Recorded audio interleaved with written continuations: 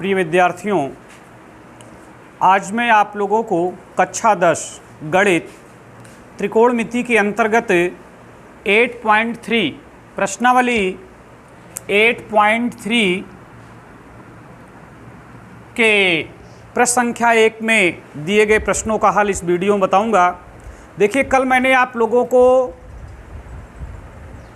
कुछ नियम बताए थे, जैसे 90 degree minus theta, 90 degree plus theta, 180 अंश प्लस थीटा, 180 अंश माइनस थीटा, 270 अंश प्लस थीटा, 270 अंश माइनस थीटा, 360 अंश प्लस थीटा तथा 360 अंश माइनस थीटा से संबंधित कुछ हमने आप लोगों को नियम बताए थे और इन आठों को हमने 4 चतुर्थांशों में विभक्त करके आप लोगों को बताया था। आज के प्रश्न उन्हीं नियमों पर आधारित हैं। तो देखिए, जैसे पहला प्रश्न है साइन 18 अंश बटा कास 72 अंश। अब देखिए, आप लोगों को मैंने पूर्व में सभी त्रिकोणमितीय अनुपातों के साथ, जैसे 0 अंश का मान, 30 अंश का, 45 अंश का, 60 अंश का और 90 अंश का मान बताया था। लेकिन उसके बीच में जैसे 18 अंश आ गया या 72 अंश आ गया या ऐसा कोई और अंश आ गया जो याद नहीं कराया गया है या स्पष्ट पुस्तकों में उसका मान नहीं दिया हुआ है, तो ऐसे मानों को आप कैसे जानोगे या उसको कैसे हल करोगे? तो उसी मानों को जानने के लिए, उस प्रकार के प्रश्नों को हल करने के लिए कल जो हमने आप लोगों को चतुर्थांश समझाया था उसकी आवश्यकता पड़ती है। तो जैसे हमें मान लीजिए साइन 18 अंश बटा कास 72 अंश, इसका आंसर लाना है। तो आप पहले ये देखिए कि ऐसे प्रश्नों को हल करते समय आप ये देखिए कि क्या इन दोनों अंशों का योग 90 हो रहा है क्या? तो नीचे 72 अंश है और ऊपर 18 अंश है।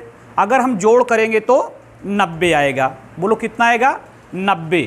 तो अर्थात हम चाहे साइन 18 का मान निकाल लें या नीचे वाले कास 72 का मान निकाल लें, दो में से एक का निकालेंगे। तो अगर हमें साइन 18 का मान निकालना हो तो हम साइन लिखकर ब्रैकेट्स में लिखेंगे 90 डिग्री माइनस 72 डिग्री। अर्थात अगर हम 90 अंश में 72 अंश अगर हम घटा दें तो ये हमारा 18 अंश आ जाएगा। अब हम बटे में कास 72 ज्यों का त्यों उतार लेंगे, इसे टच नहीं करें, चूँकि अगर हम ऊपर वाले का मान निकाल रहे हैं तो नीचे वाले को ज्यों का त्यों लिखेंगे या नीचे वाले से मान निकाल रहे हैं तो ऊपर वाले का ज्यों का त्यों उतार लेंगे। अब देखिए, कल मैंने आप लोगों को इसी पर आधारित सूत्र बताया था कि जैसे sign into 90 degree minus theta, माने जो जुड़ता है या घटता है उसको हम थीटा से प्रदर्शित करते हैं या थीटा उसको बोलते हैं। तो sine into 90 degree minus theta इसके बराबर होता क्या है? Cos theta. देखिए, वैसे तो मैंने कल आप लोगों को चतुर्थांश से बताकर या समझा कर पूरी जानकारी उसके विषय में मैंने आप लोगों को कल बता दिया था, लेकिन अगर आप उसको पूरा रट पाने में असमर्थ हैं, पूरा नहीं रट पा रहे हैं, तो मात्र आपको 6 फार्मूले याद करना है इस तरह के प्रश्नों को हल करने के लिए। केवल आपके कोर्स में, चूँकि पहले वाली गणित में तो पूरे चतुर्थांश की जानकारी होना आवश्यक था, लेकिन जो इस समय वर्तमान में जो गणित में जो पाठ्यक्रम रखा गया है, जो उसमें केवल 6 अगर आपको याद रहें तो आपका काम चल जाएगा। तो 6 हैं कौन कौन, इनको आप लिख लीजिए और रट डालिए। पहला, sine into 90 degree minus theta equal होगा कास थीटा, इसे आप जानिए। Sine into 90 degree minus theta equal क्या होगा? Cos theta. दूसरा, cos into 90 degree minus theta बराबर साइन थीटा। तीसरा, tan into 90 degree minus theta बराबर काट थीटा। फिर cosec into 90 degree minus theta बराबर सेक थीटा। और sec into 90 degree minus theta बराबर कोसेक थीटा। और cot into 90 degree minus theta बराबर tan theta. ये 6 आप लोग बिल्कुल रट डालिए। पहला है sine into 90 degree minus theta equal cos theta. दूसरा cos into 90 degree minus theta equal sine theta, तीसरा tan into 90 degree minus theta equal cot theta, cosec into 90 degree minus theta equal sec theta, sec into 90 degree minus theta equal cosec theta, और cot into 90 degree minus theta equal tan theta. इन 6 फार्मूलों को अगर आप याद कर लेंगे तो आपका कार्य बन जाएगा।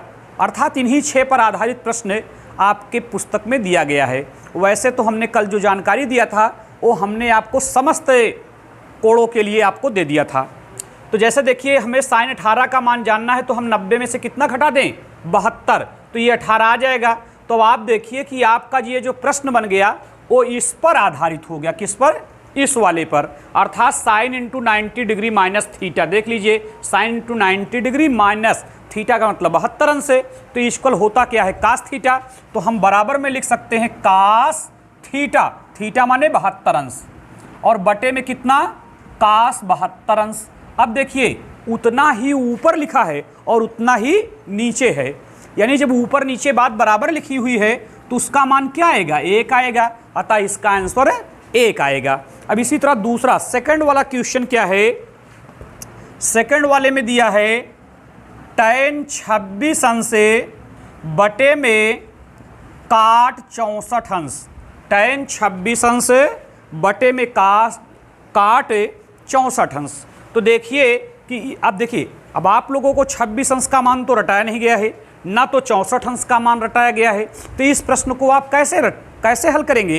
तो इसके लिए आप देखिए कि क्या ये 64 और 26 का जोड़ 90 हो रहा है क्या? अगर इन दोनों का जोड़ 90 हो रहा होगा तो ये मान कर चलिए कि ऊपर या नीचे 2 में से एक का मान निकालेंगे, और किसकी सहायता से निकालेंगे, इसकी सहायता से। इन 6 में से कोई एक लग जाएगा। तो आप देखिए 64 26 90 हो रहा है, तो जब 90 हो रहा है तो इन दोनों में से किसी एक का मान निकालो, चाहे ऊपर वाले का मान निकालो चाहे नीचे वाले का। तो अगर मैं ऊपर वाले का मान निकालना चाहूँ तो हम लिखेंगे tan इंटू 90 डिग्री माइनस। अब बोलो हम 90 में कितना घटा दें कि 26 आ जाए? तो आप जान रहे हो कि 90 में 64 घटा देंगे तो 26 आ जाएगा। अब जब ऊपर वाले से हम मान निकाल रहे हैं तो नीचे वाले को काट 64 अंश हम ज्यों का त्यों लिख देंगे।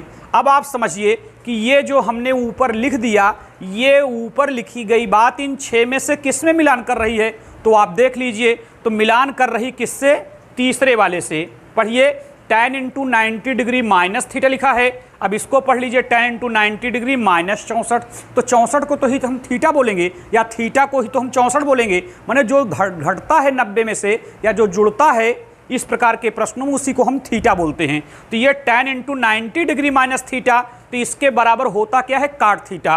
तो हम बराबर में लिख सकते हैं काट। अब बोलो क्या, थीटा, थीटा माने 64 अंश, तो काट 64 अंश से बटे में काट 64 अंश। अब अगर वही बात ऊपर और वही बात नीचे तो मान हमेशा 1 होगा। तो ये आपका आंसर बन गया। तो इस प्रकार से प्रश्न संख्या 1 में दिए गए दोनों प्रश्नों का हल मैंने आप लोगों को बताया। अब देखिए सेकंड वाले जो प्रश्न हैं, प्रश्न संख्या 2 में जो प्रश्न दिए गए हैं, उनको भी हम इसी तरीके से हल कर सकते हैं। तो उसमें प्रश्न संख्या 2 में कह रहा है दिखाइए। दिखाइए का मतलब सिद्ध करना है। प्रश्न संख्या 2 का जो पहला है, तो 2 का जो पहला है उसमें क्या है कि tan 48 अंश इंटू tan 23 अंश इंटू tan 42 अंश इंटू tan 67 अंश इक्वल 1। माने tan 48 अंश इंटू tan 23 अंश इंटू tan 42 अंश इंटू tan 67 अंश इक्वल 1। माने इसमें 1 सिद्ध करना है। तो सिद्ध करने का मतलब कि ये LHS हो गया और ये वाला RHS हो गया। तो अगर हम LHS को नोट करके LHS पर क्रिया करें और क्रिया करने पर उसका अगर आंसर 1 आ जाए तो हम RHS लिख देंगे, फिर लिखेंगे LHS इक्वल RHS इति सिद्धम लिख देंगे। तो पहले हम क्या नोट कर लेते हैं, LHS। LHS का मतलब होता है लेफ्ट हैंड साइड। तो देखिए आपके लेफ्ट हैंड साइड में क्या बात है, tan 48 अंश इंटू tan 23 अंश इंटू tan 42 अंश इंटू tan 67 अंश।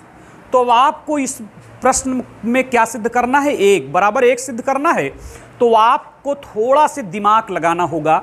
जैसे देखिए ये tan 48 अंश है ना, तो इस 48 के समीप में हम tan 42 लिख देंगे, चूंकि हम जान रहे हैं कि 42 और 48 का जोड़ यहाँ पर 90 बन जाएगा और 23 और 67 का जोड़ बन जाएगा 90।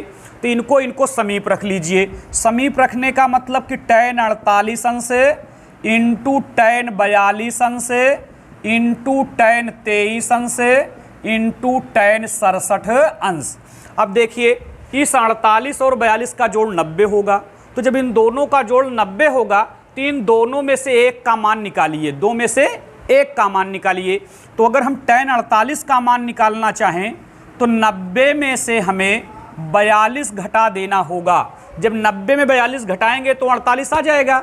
तो अब जो दूसरा वाला जो इंटू करके tan 42 है, अब इसे हम ज्यों कहते हो उतार लेंगे। अब देखिए tan 23 और tan 67, तो 67 23 का जोड़ 90 हो रहा है, तो इन दोनों में से हम एक का मान निकालेंगे, चाहे tan 23 का चाहे tan 67 का। तो हम tan 23 का निकाल देते हैं, तो tan लिखकर हम 90 में से 67 अगर घटा दें तो हमारा 23 आ जाएगा। तो फिर इंटू करके tan कितना 67 हम ज्यों कहते हो लिख लेंगे। अब देखिए ये जो tan इंटू 90 डिग्री माइनस, इसको हम थीटा पढ़ेंगे, तो tan into 90 degree minus theta, ये सूत्र लिखा हुआ है इक्वल होता है काट थीटा। तो काट थीटा का मतलब ये हुआ कि काट 42 अंश, ठीक। फिर इंटू हम लिखेंगे tan 42 अंश, फिर इंटू, अब फिर इसको पढ़िए tan इंटू 90 डिग्री माइनस, जो घटेगा उसको थीटा या जुड़ेगा जो उसको थीटा, तो tan into 90 degree minus theta equal होता है काट थीटा। तो हम इसके स्थान पर लिख सकते हैं काट थीटा माने 67 अंश और इंटू tan 67 अंश। अब आप लोग एक बात आज और जानिए कि जैसे काट 42 लिखा हुआ है इंटू tan 42, तो आप जानिए कि जब हम tan और काट का आपस में गुणा करेंगे तो tan और काट का गुणनफल सदैव एक होता है, लेकिन कब? जब उनकी टाइटल और घात समान हो तब। तो टाइटल का मतलब क्या हुआ कि जैसे अगर 42 अंश इसके साथ है तो 42 अंश इसके भी साथ है, तो अतः इन दोनों की टाइटल समान हो गई। फिर घात भी समान होनी चाहिए, तो यहाँ भी काट की घात एक है और tan की घात एक है। तो जब tan और काट की टाइटल और घात समान होती है तो tan और काट का गुणनफल एक होता है। तो जब हम काट 42 का tan 42 से गुणा करेंगे तो हम एक पा जाएंगे।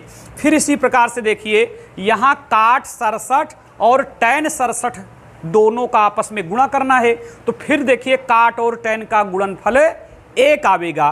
बोलो क्यों एक आएगा? चूंकि हमने बताया कि tan और काट का गुणनफल सदैव एक होता है, लेकिन कब? जब उनकी टाइटल और घात समान रहे तब। तो यहाँ टाइटल का मतलब मैंने आपको समझा दिया कि जैसे अगर इस काट के साथ 67 है तो यहाँ tan के साथ भी 67 है, तो अर्थात इन दोनों की टाइटल समान हुई कि नहीं।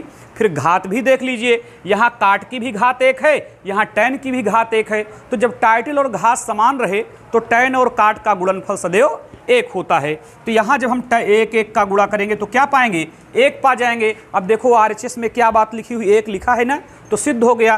तो यहाँ हम लिख देते हैं RHS, तो हम लिखेंगे कि LHS इक्वल टू RHS इति सिद्धम, ऐसा हम लिख सकते हैं, इति सिद्धम। इसी तरह से प्रश्न संख्या 2 में एक प्रश्न और है, उसे भी सिद्ध करना है सेकंड वाले को। तो देखिए हम सेकंड वाला कैसे हल करेंगे।